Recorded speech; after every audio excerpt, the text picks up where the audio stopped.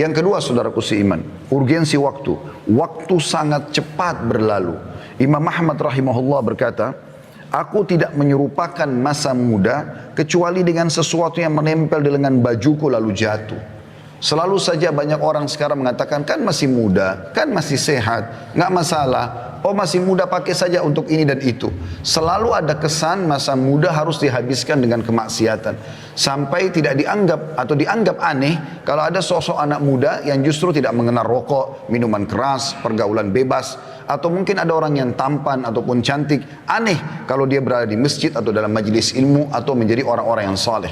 Padahal baginda Nabi SAW sudah mengingatkan, Inna Allah yu'jibu min syabin laisa lahu sabwa. Allah sangat kagum dengan anak muda justru yang tidak mengikuti hawa nafsunya. Justru di saat-saat muda itu, di saat sehat, kita maksimalkan untuk tunduk kepada Allah Subhanahu wa ta'ala. Itu adalah amal yang sangat luar biasa. Kita temukan para sahabat Nabi, Abdullah bin Abbas, Abdullah bin Umar, Abdullah bin Amr bin As, Abdullah bin Mas'ud.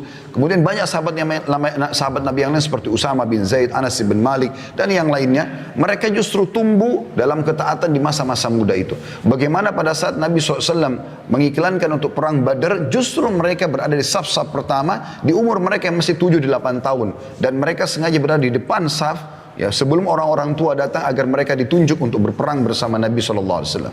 Apakah di zaman sekarang kita temukan ada umat Islam yang siap menghadapi peperangan kalau dipanggil di umur, tidak usah berbicara umur 7-8 tahun, mungkin di umur 30-40 tahun pun yang sudah mendekati masa-masa dekat kematian, apalagi 50-60 tahun, mungkin mereka masih berpikir beberapa kali untuk membela agama Allah Subhanahu Wa Taala.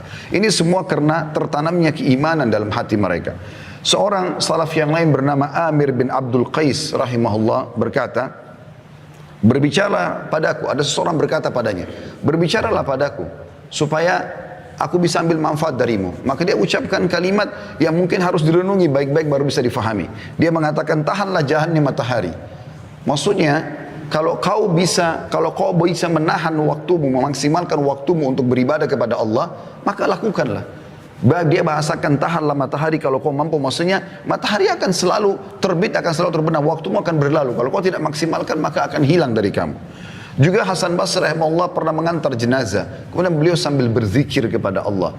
Ditanya oleh seorang anak muda di sebelahnya, kenapa anda sedang berzikir wahai imam? Maka Hasan Basri cuma menasihati mengatakan, berzikirlah karena sungguhnya yang sedang kita antar sekarang sudah tidak bisa berzikir. Maka jangan tiba waktu teman-teman sekalian di mana kita menyesali semua itu. Abul Walid Al-Baji juga berkata rahimahullah, jika aku telah mengetahui dengan sangat yakin bahwa seluruh hidupku di dunia ini seperti 1 jam di akhirat, maka mengapa aku tidak bakhil dengan waktu untuk melakukan perkara yang sia-sia dan hanya kujadikan hidupku di dalam kebaikan dan ketaatan. Seorang ibu di zaman Nabi Nuh AS menangisi anaknya meninggal dunia di umur 60 tahun. Perlu kita garis bawahi, kaum Nabi Nuh AS umurnya ratusan tahun bahkan sampai 1000 tahun. Karena beliau sendiri berdakwah di kaumnya 950 tahun. Ini satu generasi. Maka ada satu ibu, anaknya meninggal di zaman Nabi Nuh AS, umurnya 60 tahun, ibu itu menangisi anaknya. Nabi Nuh AS lewat sambil berkata, kenapa kau menangis hai ibu? Kata ibu itu, anak saya meninggal masih kecil, kasihan, belum bisa merasakan dunia. 60 tahun pada saat itu umurnya. Maka Nabi Nuh AS mengatakan, hai ibu jangan kau tangisi anakmu, karena akan ada nanti kaum manusia seperti kita di akhir zaman, umur mereka yang seperti umur anakmu ini adalah umur yang tertua. Di zaman kita sekarang, kalau sudah 60 tahun kita anggap sudah ubanan, sudah tua, sudah lemah. Di zaman Nabi Nuh AS seperti anak 6 tahun. Apa kata ibu tersebut? Dan ini pesannya. Kata ibu tersebut, demi Allah wahai Nabi Allah, ya, kalau seandainya saya hidup di zaman itu dan Allah cuma memberikan saya 60 tahun, maka saya akan gunakan semuanya untuk sujud kepada Allah. Saya akan sujud 60 tahun, tidak angkat-angkat kepala saya karena saya tahu umur saya cuma itu. Yang ketiga teman-teman sekalian, waktu yang berlalu tidak akan pernah kembali. Perhatikan perkataan Abu Bakar sahabat Nabi yang mulia radhiyallahu anhu, inna lillahi haqqan bin nahari la yakbaluhu bil lail wa innahu walillahi haqqun bil lail la yakbaluhu bin nahar. Ketahuilah, kata Abu Bakar, sesungguhnya Allah memiliki hak pada waktu siang hari.